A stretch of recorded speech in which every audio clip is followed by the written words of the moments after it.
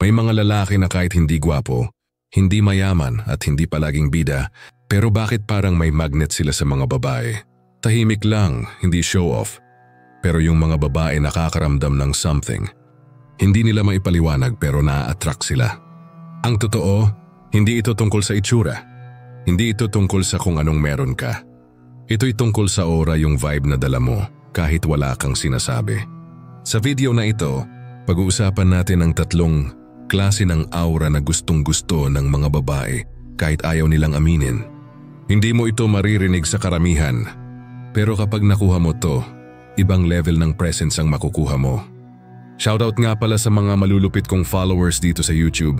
Kayo ang dahilan at inspirasyon, kaya lalo kong pinagpapatuloy ang Real Men Movement dahil ako si Zymer ang iyong master sa ganitong game, kaya mag-comment ka lang at mag-subscribe para sa mga kapanapanabik na game natin. Aura number 1, the unbothered masculine energy. May isang klase ng aura na sobrang lakas pero tahimik lang. Hindi loud, hindi trying hard, at lalong hindi nagpapakute. Ito ang unbothered masculine energy. At kahit ayaw aminin ng mga babae, sobrang attractive nito lalo na sa panahon ngayon kung saan halos lahat ay naghahabol ng atensyon. Pero anong ibig sabihin ng unbothered? Simple, ito yung lalaking hindi reactive, hindi mabilis mapikon, hindi nagmamadaling patunayan ang sarili, at hindi kailangan ng validation para maramdaman niyang sapat siya. Kapag may babae sa paligid, hindi siya nag-a-adjust para magustuhan siya. Siya pa rin yung steady, grounded at composed, at doon pa lang nagsisimulang mapansin siya. Alam mo kung bakit? Kasi karamihan sa mga lalaki, lalo na sa paligid ng babae, biglang nagiging over-eager. Puro jokes, puro effort, puro papansin. Pero ang lalaki na may unbothered energy, hindi nagpapa-apekto sa presensya ng babae. Hindi siya nagpupumilit, hindi siya nangingialam, at ironically, doon siya mas nagiging interesting. Dahil ang utak ng babae, programmed yan para mag-scan ng emotional dominance. Gusto nilang makasama, yung kayang magdala ng sarili, hindi yung nag-a-adjust sa mundo nila. Imagine this, may lalaki sa group setting. Tahimik lang siya, hindi nangunguna pero may presence. Hindi siya nahihiyang tumingin sa mata pero hindi rin siya intense. Chill lang. Kapag may opinion siya, sinasabi niya ng diretso, walang drama. At kahit hindi siya yung pinakamaingay, siya yung pinakaramdam. Yan ang hindi kayang ipaliwanag ng babae. Hindi nila masabi kung anong meron, pero nararamdaman nila safe, strong, solid. At yun yung hinahanap nila, kahit hindi nila aminin. Now, paano mo ma-develop ang ganitong aura? Hindi ito overnight pero nagsisimula ito sa self-trust. Ibig sabihin, hindi mo na kailangang i-please lahat. Hindi mo kailangang habulin ang validation ng iba. At lalong hindi mo kailangang baguhin ang sarili mo para magustuhan ka. Kapag alam mo kung sino ka, hindi mo kailangang ipakita kasi nadarama na yan ng mga tao sa paligid mo. Ang tunay na kalmado, hindi nangangailangan ng pansin. Pero siya ang kinakapitan ng pansin. Kaya kung gusto mong mapansin ng babae kahit hindi ka gumagawa ng ingay, i-develop mo ang aura na to. Maging grounded, maging steady, at hayaan mong ang presence mo ang magsalita para sa'yo. Hindi lahat ng alpha ay maingay. Yung mga lalaking tahimik pero may presence sila, ang tunay na hindi malilimutan. Yung hindi reactive, hindi nagmamadaling patunayan ang sarili, hindi nag-a-adjust para magustuhan. Unbothered masculine energy ang tawag diyan. Kapag meron ka nito, hindi mo kailangang magpakitang gilas. Ang katahimikan mo may dating. Ang kilos mo hindi nagmamadali. At ang tingin mo hindi humihingi ng pahintulot. Ito ang energy na nararamdaman ng babae at sinasabi ng katawan nila, safe ako dito. Pero bakit parang gusto ko siyang basahin? Hindi mo kailangan ng maraming salita para maramdaman ang lakas mo. Ang babae, programmed para iscan kung kaya mong hawakan ang mundo mo at ang mundo niya. At kapag unbothered ka, hindi dahil wala kang pakialam, kundi dahil alam mo kung kailan ka lang kikilos. Aura number 2, the controlled mystery. Hindi mo kailangang maging open book para maging attractive. In fact, the more people can't read you, the more they want to. Ito ang essence ng controlled mystery, isang aura na hindi obvious pero sobrang malakas ang impact lalo na sa mga babae. Hindi ito about pagiging pa-hard to get o playing games. This aura is about mastery sa silence. Ibig sabihin, marunong kang pumili kung kailan ka magsasalita At mas importante kung kailan hindi. Ang mga babae naturally curious. At kapag hindi ka predictable, kapag hindi nila agad nababasa ang iniisip mo, you trigger something deep sa psyche. Nila obsession with understanding you. Tandaan mo ito, kung madali kang i-decode, mabilis ka rin nilang makakalimutan. Pero kapag may mga bagay tungkol sa iyo na tahimik mong dala, mga kwento na hindi mo basta-basta binibitawan, mga emosyon na hindi mo agad nilalantad, nagiging puzzle ka. Karamihan sa babae, love-solving puzzles. Kaya kung ikaw yung tipo ng lalaking hindi agad binubuksan ang buong mundo niya, pero may lalim na nakikita nila in subtle ways, sobrang nakaka-attract yan. Paano ito ginagawa? Simple. Control what you reveal. Hindi mo kailangang sabihin lahat ng iniisip mo. Hindi mo kailangan i-share lahat ng nangyari sa'yo. Instead, magsabi ka lang ng sapat para maging curious sila. Parang trailer ng pelikula, yung tipong konting kwento lang, pero sapat na para hintayin nila ang full story. Pero ito ang mahalaga, hindi ka mysterious dahil wala kang substance. You're mysterious because you choose what to reveal.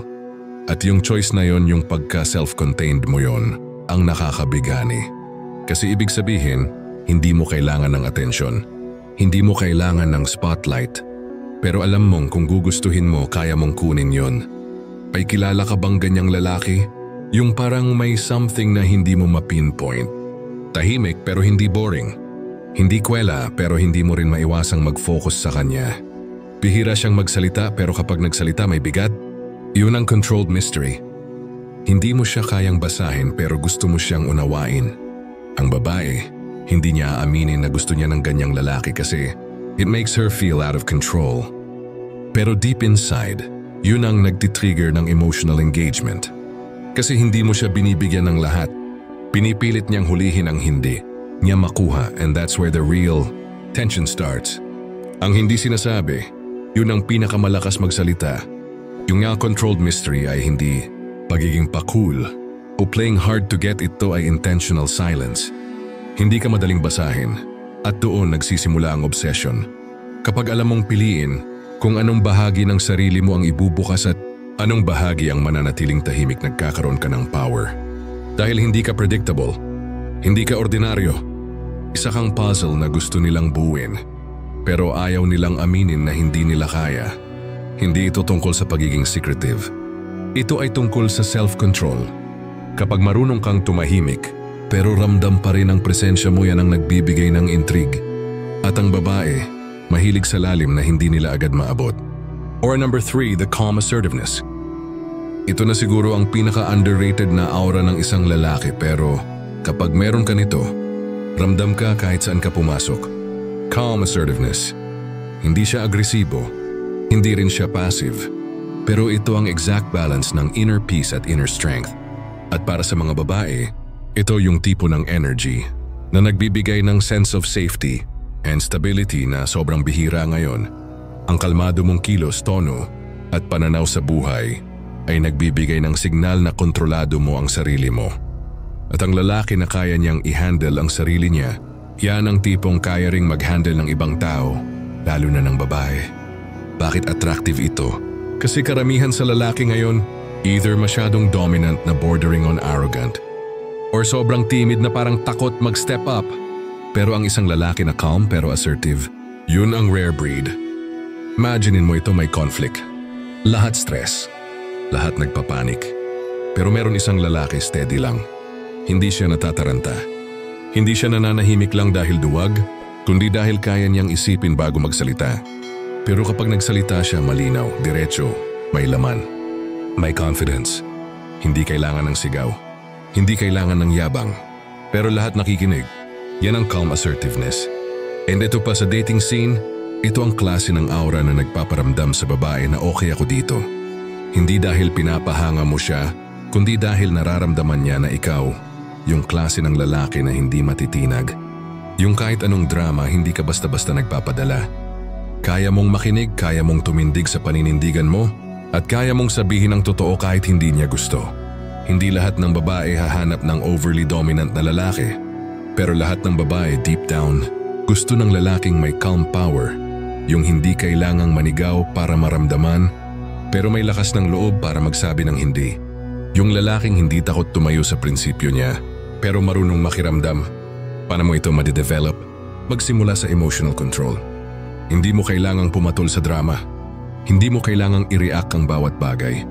I-build mo yung habit na mag-isip bago mag-decide. At kapag nagsalita ka, siguraduhin may value sa sinasabi mo, hindi para magpasikat, kundi para maghatid ng clarity. Kasi sa huli, ang babae hindi lang naghahanap ng kasayahan. Gusto rin nila ng sense of direction. At ang lalaki na calm pero assertive, siya ang nagbibigay nito. Kapag ikaw ang lalaking hindi natitinag, pero hindi rin nananakot, yan ang aura na hindi nila agad aaminin. Pero mahirap nilang bitawan. May mga lalaking maingay, may mga lalaking mapangahas.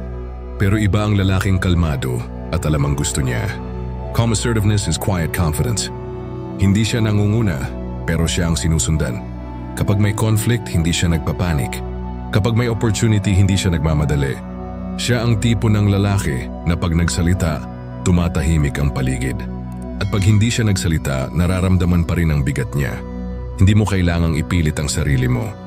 Hindi mo kailangang sumigaw para marinig. Dahil minsan, ang lalaking hindi natitinag, siya ang pinakamay direksyon. Karamihan sa mga lalaki naghahanap ng teknik para mapansin. Pero ang totoo, hindi mo kailangang manghabol ng atensyon para maging unforgettable. Minsan kailangan mo lang i-develop yung aura mo kasi yun ang nararamdaman ng babae kahit wala kang sabihin. Unbothered masculine energy, controlled mystery, calm assertiveness. Tatlong aura na hindi nila aaminin na hinahanap nila. Pero pag naramdaman nila sa'yo, mahirap na silang makawala. Hindi mo kailangang baguhin kung sino ka. Ang kailangan mo lang, masterin kung paano mo dinadala ang sarili mo. Kung gusto mong matuto pa ng mga ganitong mga psychological triggers, behavioral tweaks, at silent attraction techniques, make sure to hit that subscribe button and turn on notifications.